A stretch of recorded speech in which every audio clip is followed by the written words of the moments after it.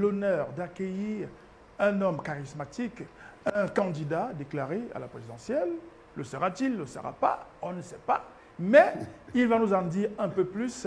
C'est un leader politique qui va nous parler de son programme, qui va s'adresser aux jeunes. Mesdames et messieurs, chers jeunes, accueillants Maurice Kamto. Je m'engage à vous dire la vérité et toute la vérité. Si on vous dit, il y avait quoi avant? Ah. Qu'est-ce que vous répondez? Alors, il y avait quoi avant? Sur le plan politique, je vous dirais qu'il y avait un système extrêmement autoritaire, dictatorial même. Parmi les artistes, Ouais. est-ce que Valsero est le seul artiste que vous connaissez, que vous fréquentez? Ah, Valérie, merci de citer mon ami Valsero. Non, ça ne peut pas être Bon, le seul. c'est vous le seul ami artiste? Non. Pour revenir sur Malox, Oui. il y a eu une actualité brûlante sur le net. Oui. Vous êtes quand même le président de Facebook, donc je pense que vous avez forcément vu ce clash sur Facebook qui, on va dire, qui a opposé Malox. Ah, à propos de Prince Aimé, Valérie, j'aurais voulu que Malox prenne son initiative avant de Bordeaux. Parce que c'est apparu comme une réaction à de Bordeaux. Or, effectivement, Prince Aimé est un artiste camerounais. C'était là depuis.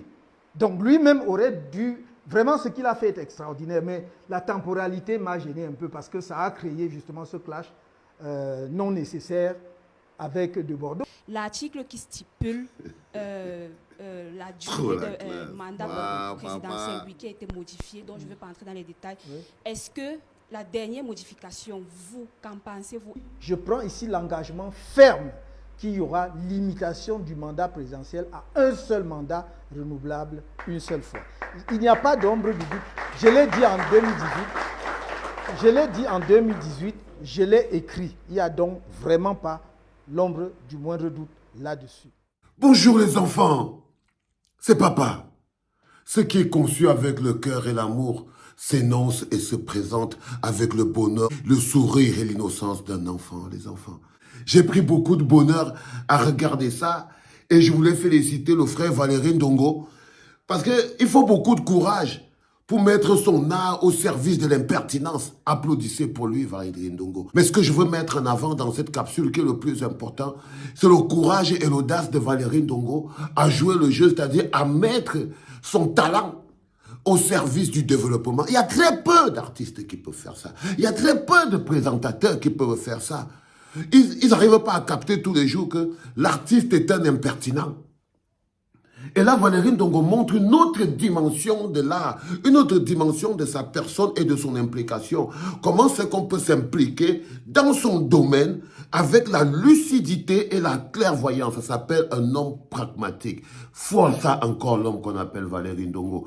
Je te donnerai encore 2 fois le respect parce que attaquer la problématique du Cameroun sous l'angle de ton art, il n'y a rien de plus parfait.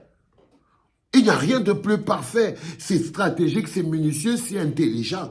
Et après, il y a ton propre talent derrière qui fait que tu es un homme impertinent et tu arrives à le démontrer. Et quand tu es face à un homme de liberté, tu peux être impertinent. Tu vois que tu peux l'appeler le président de Facebook. Ça le fait rire. Et c'est ça, quand 2 hommes impertinents se croisent et tout, ils ne s'agressent pas. Et c'est ça, c'est le débat que nous voulons avec nos dirigeants de demain. Nos dirigeants de demain veulent qu'ils s'asseyent au milieu des enfants et ils répondent aux questions impertinentes des enfants. Oui, c'est ça le Cameroun qu'on vous propose. Un Cameroun où tu peux te mettre, toi le président, tu arrives au milieu des enfants, l'enfant te dit que mais monsieur le président, moi je ne capte pas ton truc que tu es en train de parler là. Est-ce que tu penses que c'est clair? Il faut que tu dises ça ici. Ils l'ont fait jurer. Il a dit qu'il jure la main sur le cœur. Oui. C'est ça le rapport fondamental qui doit exister entre un peuple et son dirigeant. Nous sommes à la fête de la jeunesse. Vous voyez, ce qui est vieux, c'est justement venir se placer de bonheur devant les gens, à vous lire des discours pathétiques qu'on ne peut pas mettre en pratique sur la vraie vie. Il y a la différence entre discourir, la politique du discourir et la pratique de la vie.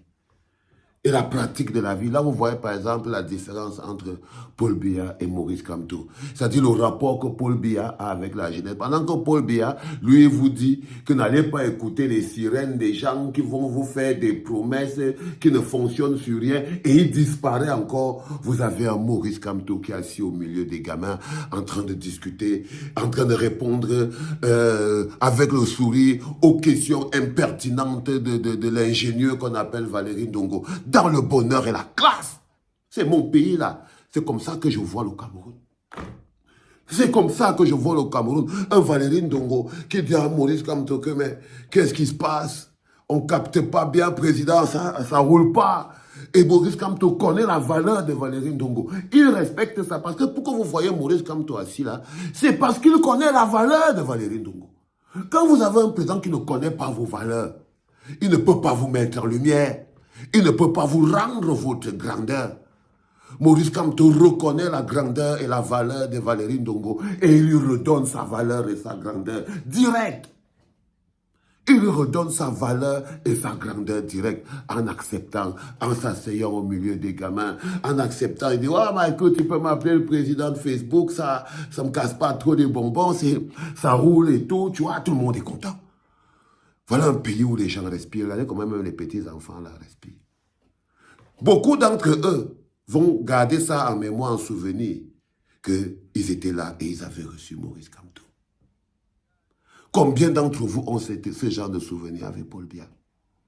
Eux, déjà, les gamins, là où ils sont là, 12 ans, 8 ans, 10 ans, 16 ans, 13 ans, ils sont tous là. Ils sont tous là, les enfants. Que du bonheur et de l'amour. C'est là, c'est le rêve.